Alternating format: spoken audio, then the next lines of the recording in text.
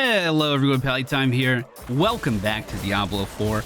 This video should be pretty short and sweet. I'm going to give you my first impressions for the Necromancer class in the Diablo 4 beta. It was one of the easiest leveling experiences I have had in the game so far. I think it was even easier than leveling a sorcerer.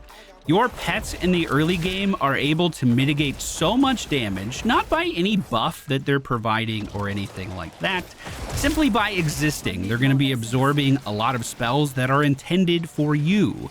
In fact, while I was finishing off the tutorial boss, you are normally incentivized to dodge quite a lot of skill shots on that boss or suffer a bunch of damage.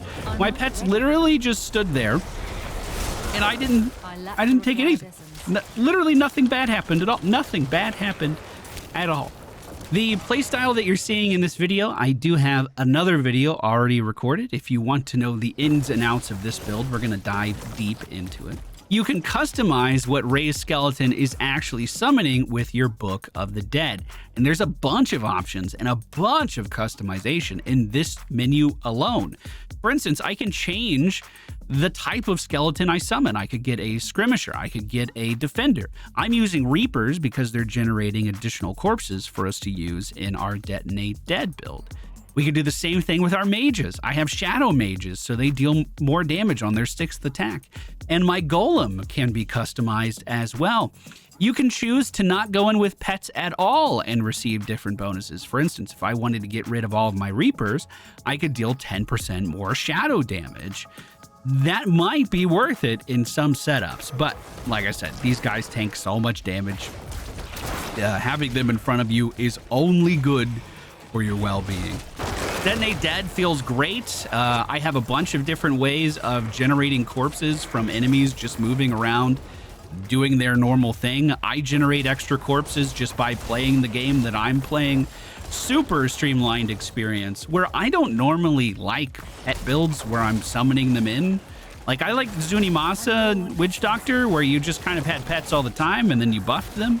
This kind of feels similar to that, especially prior to level 20. And keep in mind, this might change as we get in higher levels. I noticed pets taking such little damage prior to level 20 that I literally never had to think about them at all. They were just kind of doing their own thing and I was doing my own thing. Now, some bosses do have more cleave-intensive mechanics and more poison-intensive mechanics, and there are instances where I'm just mass resummoning my pets because they're getting cleaved down so fast. But those instances are very few and far between. Especially when you compare this class to the Druid, though, is when the Druid starts to feel even worse. I had a lot of my fastest clears for bosses with my Necromancer. And I don't feel like my Necromancer is particularly geared out either. It just makes light of every situation.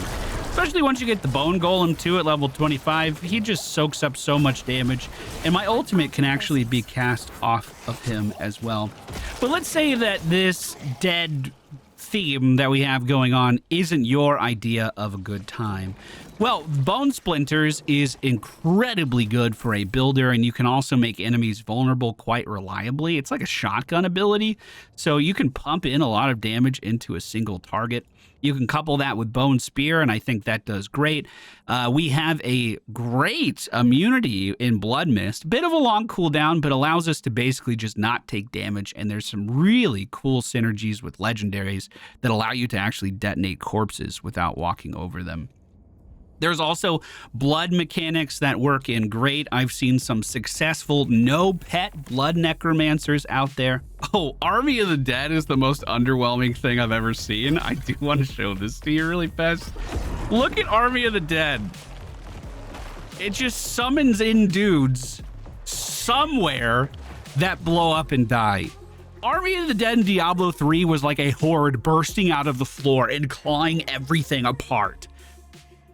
That's an 80-second cooldown, by the way. 88-second cooldown.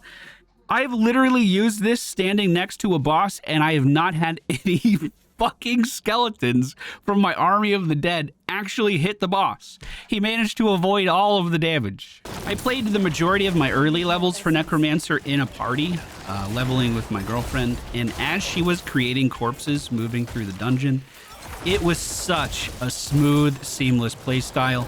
Basically, once we had one corpse in an area, I was able to detonate dead, move that miasma deeper into the room, and just continue to generate more and more corpses. I do think there are a lot of neat opportunities for co-op playstyle with Necromancer that kind of follow that same line. For instance, I'm able to make these health globes every time I detonate a corpse. Those health globes are not only going to heal me, but they would heal my party members as well, meaning I'm bringing a lot more than just damage to an encounter. I'll try to show you an example. Yeah, this little blood orb right next to me, unfortunately, I absorbed it too quickly. They're hard to see inside of the miasma. Another one to my left, right by my golem. This is just extra healing.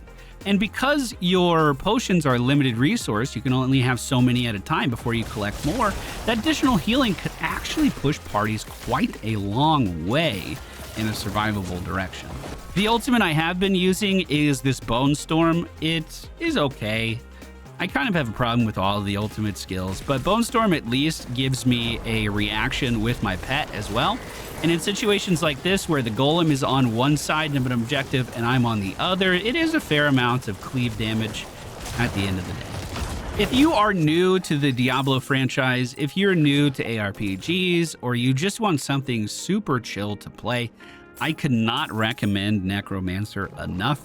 The amount of pressure that your pets alleviate cannot be understated, and the management of these pets has been simplified to the point that I think even someone brand new to games could run this build just fine. Like I said, pretty short and sweet. Those are my initial impressions of the Necromancer. Very, very pleased with this class. It's been an absolute blast to play.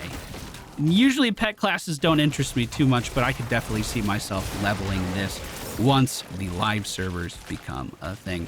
I'm going to try to sit down and record my first impressions for all of the classes that were available to us, but I only have an hour and 9 minutes left to do it, so I'm getting out of here. Thank you guys so much for watching. I'll see you again very soon.